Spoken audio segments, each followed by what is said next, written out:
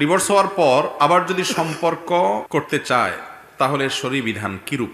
বড় ভাইয়ের আগে ছোট ভাইয়ের বিয়ে করা কি জায়েজ আছে যদি বড় ভাই উপযুক্ত হয়েও বিয়ে না করে? এরপরে প্রশ্ন হলো, সমাজে ঘটমান জাদুটোনা ইত্যাদি কুসংস্কার কুফল ও শাস্তি কি? দেখুন, আমাদের সমাজে আজকাল আপনার ব্ল্যাক ম্যাজিক বা জাদুর পরিমাণ ব্যাপক হারে বাড়ছে। এই চট্টগ্রাম অঞ্চলেও ব্যাপকভাবে আছে। অনেক মানুষ ব্যক্তিগত শত্রুরা উদ্ধার করার জন্য, কারোর সাথে কোনো সম্পর্ক হয়েছে, কোনো কারণে সম্পর্কটা নষ্ট হয়ে গেছে, সেই কারণে দেখা যায় যে জাদুকরের কাছে চলে যায়, ব্ল্যাক ম্যাজিশিয়ানের কাছে চলে যায়, জাদুর আশ্রয় নেয়, ব্ল্যাক ম্যাজিকের আশ্রয় নেয়, নিয়ে ওই লোকটার ক্ষতি করে, অসুস্থ হয়ে যায়, কোনো অসুখ বিসুখ তার ভালো হয় না, কোনো ঔষধে ডাক্তার কবিরাজে ভালো হয় না। এরকম সমস্যা আছে না নাই? ঘরে ঘরে ঘরে ঘরে শুরু হয়েছে। ভালো করে জেনে রাখেন, এইভাবে ব্ল্যাক ম্যাজিকের মাধ্যমে কারোর ক্ষতি করা এটা কুফরি। শুধু হারাম না, এটা কি? কুফরি। ইসলামী শরীয়ত সাধারণ কোনো হারাম কাজের জন্য কারোর মৃত্যুদণ্ডের কথা বলে না।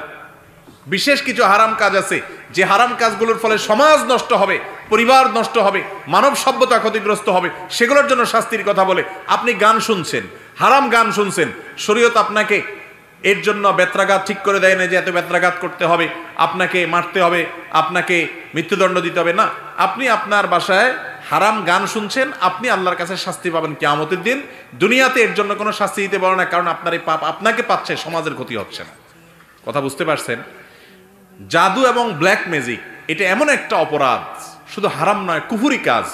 এই কুফরি কাজ যে করে সে ইসলাম থেকে খারিজ হয়ে যায়। এবং বিশেষ করে জাদুকর যে জাদুর আশ্রয় নেয়, কারণ শয়তানিত হয়, এবং এর জন্য ইসলামী শরীয়তের শাস্তি হলো মৃত্যুদণ্ড, সরাসরি মৃত্যুদণ্ড। কত বড় অপরাধ হলে এই শাস্তি হতে পারে। বিধায় আপনি আপনার কারোর সঙ্গে শত্রুতা আছে, দেখা যায় অনেক শাশুড়ি বউয়ের বিরুদ্ধে জাদু করে, অনেক বউয়ের শাশুড়ির বিরুদ্ধে জাদু করে, অনেক ভাই ভাইয়ের বিরুদ্ধে জাদু করে, পার্টনার বিরুদ্ধে জাদু করে, বন্ধুর বিরুদ্ধে জাদু করে। আছে না এগুলো আমাদের সমাজে? যারা এর আশ্রয় নেন, ভালো করে শুনে রাখেন, এই কাজটা কুফরি কাজ। এটা এমন একটা কাজ যার মধ্যে ঈমান ধ্বংস হতে পারে। শয়তানের আশ্রয় নিয়ে ব্ল্যাক ম্যাজিশিয়ানরা এই কাজগুলো করে থাকে, কুফরি করে। আপনি তার আশ্রয় নিলেন মানে আল্লাহর আশ্রয় থেকে বের হয়ে গেলেন। কোনো মানুষের ক্ষতি করাতে এমনিই জায়েজ নাই, আর এই পথে যদি আপনি ক্ষতি করেন তাহলে সেক্ষেত্রে এটা এর চাইতে ভয়াবহ কোনো পাপ আল্লাহর জমিনে হওয়া কঠিন। আল্লাহ তাআলা আমাদের সবাইকে বেঁচে থাকার তৌফিক দান করুন। বড় ভাইয়ের আগে ছোট ভাইয়ের বিয়ে করা কি জায়েজ আছে যদি বড় ভাই উপযুক্ত হয়েও বিয়ে না করে? এটা অনেক তরুণদের প্রশ্ন। ছোট ভাই যারা বিয়ের উপযুক্ত, বেচারাদের আগে রাস্তা ক্লিয়ার নাই, যাদের অর্থাৎ বড় ভাই বিয়ে করে নাই আর কি, তো এই বেচারারাই বিপদে আছে। দেখেন, এটা আসলে কোনো বিপদ না, মানে মজার বিষয়, কাকতালীয়ভাবে আমি নিজেও আমার বড় ভাইয়ের আগে বিয়ে করছি। অতএব মাসালার উত্তর তো এমনি পেয়ে গেছেন নাকি?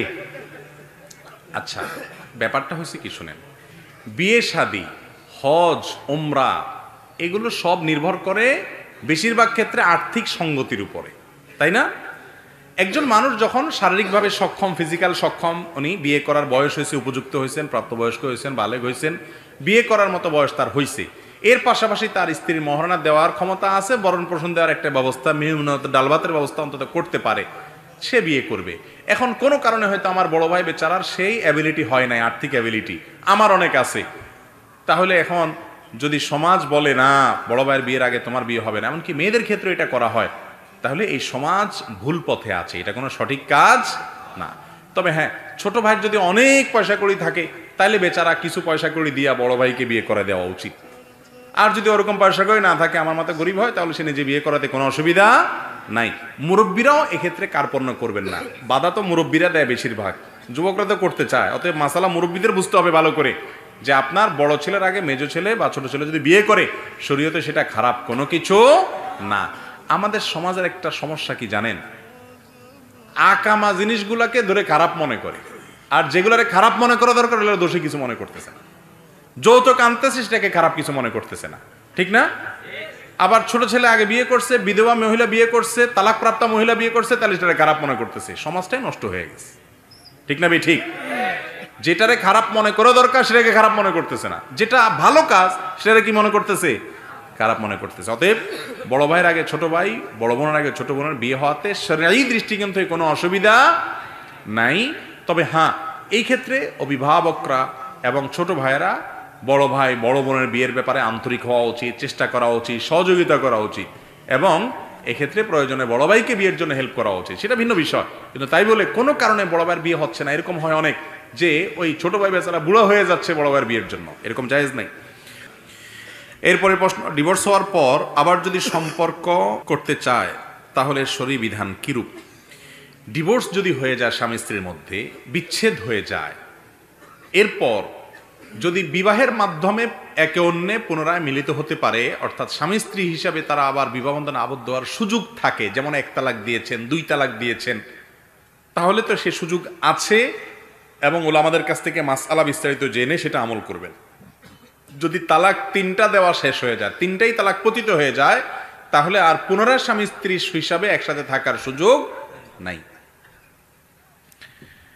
আর যদি তালাক হয়ে গেছে, স্বামী স্ত্রী হিসাবে থাকতে চান না, কিন্তু ভালো বন্ধু হিসাবে থাকতে চান, আজকাল একটা টার্ম বাইর হয়েছে খুব, সেটা হলো বিয়ের পর তালাক হয়ে গেছে, বিশেষ করে নায়ক নায়িকা, গায়ক গায়িকা, মডেল বা বিভিন্ন আপনার শ্রেণী পেশার মানুষের মধ্যে এগুলো দেখা যায়। একটু বেশি শিক্ষিত হয়ে গেলে, একটু বেশি স্মার্ট, একটু ভদ্রলোক মনে হলে এইসব লোকদেরকে দেখা যায় আজকাল বলতে, বিবাহ ভেঙে গেছে, তালাক হয়ে গেছে, তারপরে বলে বিবাহ ভেঙে গেছে, বিচ্ছেদ হয়েছে ঠিক, ডিভোর্স হয়েছে ঠিক, কিন্তু তারপর আমরা ভালো বন্ধু।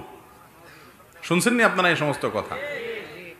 আমাদের মধ্যে এখনো সুসম্পর্ক বজায় আছে, অনেক সময় একই ছাদের নিচে থাকে, অর্থাৎ একই বাসায় থাকে এবং যোগাযোগ রাখে।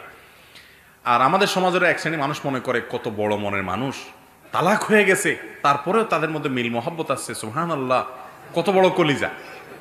এটা কি বড় কলিজার কথা?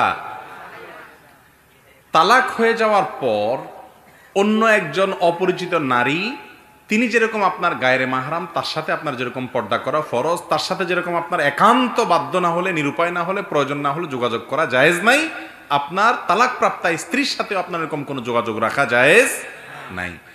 আপনার ছেলে আছে, মেয়ে আছে, তার কাছে তাদের খোঁজ খবর নিতে হয়, সেজন্য যোগাযোগ করতে হয়, এটা তো প্রয়োজন। কিন্তু খাজুরিয়া আলাপ করবেন, তথাকথিত ভালো বন্ধু সাজবেন এবং সুসম্পর্ক বজায় রাখার জন্য ইটিস পিটিস করবেন, বিবাহের পর যদি বিচ্ছেদ হয়ে যায় এরপরে সেটা করা জায়েজ নাই। এটা বড় মনের পরিচয় নয়, এটা হলো আপনি মুসলিম হিসাবে উদাসীন, আপনি মুসলিম হিসাবে দেউলিয়াপনায় আছেন, মুসলিম হিসাবে আপনি দুর্বল ইমানের মুসলমান, ইসলাম আপনি বুঝেনই নেই, সেজন্য আপনি আল্লাহর নাফরমানিতে লিপ্ত আছেন, হারামে লিপ্ত আছেন। বিবাহ হওয়ার আগে তার সাথে সম্পর্ক যেরকম রাখা আপনার হারাম ছিল, রিলেশন করা যেরকম হারাম ছিল, তথাকথিত বন্ধুতার নামে অপ্রয়োজনীয় আলাপ সালাপ যেরকম হারাম ছিল, বিবাহের পরে বিচ্ছেদ হয়ে গেলে সেটাও কি একই রকম হারাম।